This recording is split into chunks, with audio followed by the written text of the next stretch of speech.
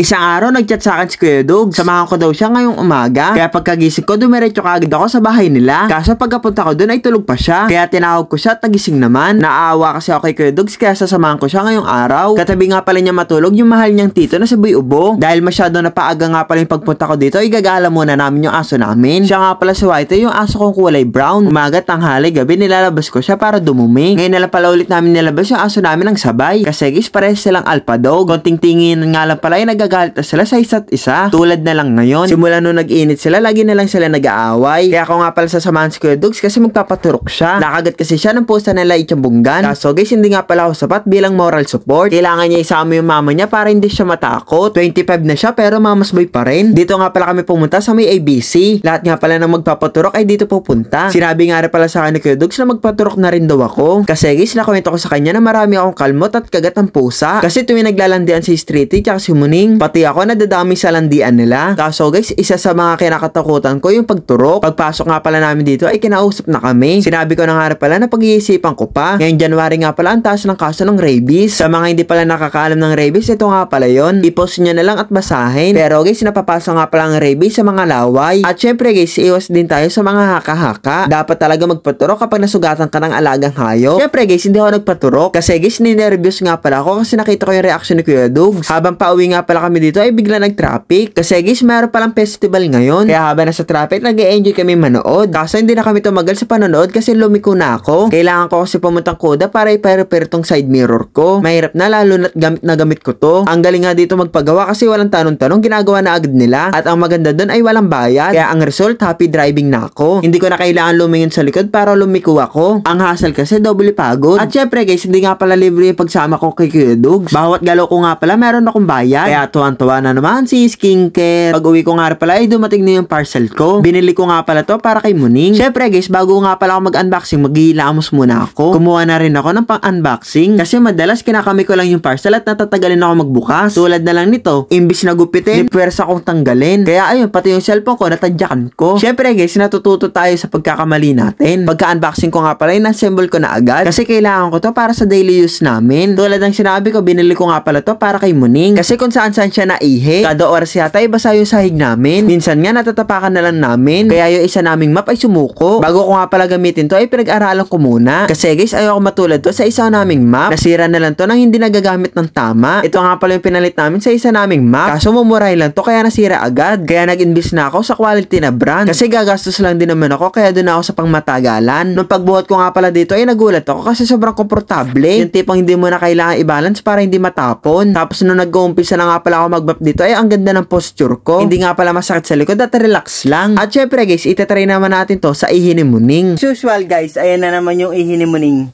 Ay, nakita nyo? Lagi na lang dito na ihi si Muning. Ay, para mo yung damitan ko. Basang-basa. Di tayo dyan. At ang kagandahan nga pala dito, nasipsip din niya agad yung ihi. Ang dami nga palang wiwi dito kasi palagi siya nainom. Kaya kapag nagmampap ako, 2 beses ko talaga pinupunasan. At guys, explain ko nga pala kung paano to gumagana. Kapag nga pala umiikot to, ibig sabihin nun nalalaban siya. Tapos kapag tinaas mo at inikot mo ulit, ibig sabihin nun tinutuyo mo yung map. At ayan guys, dinedemo ko na nga pala kung paano siya gamitin. At ito na nga pala yung sinasabi ko guys, kapag nakataas nga pala to, ibig sabihin nun hindi nagpapump yung tubig. Tapos kapag nakababa nga pala, doon naman nababasa ang map at nalilinis. Kaya sure ako lahat ng dumi dito matatanggal. Guys, sa lahat nga pala ng gusto bumili ay nasa comment section lang. O kaya naman ay nasa yellow basket. Siyempre guys, kapag ginamit niya ng nanay natin, approve na agad yan. Si mama nga tuwan-tuwa eh.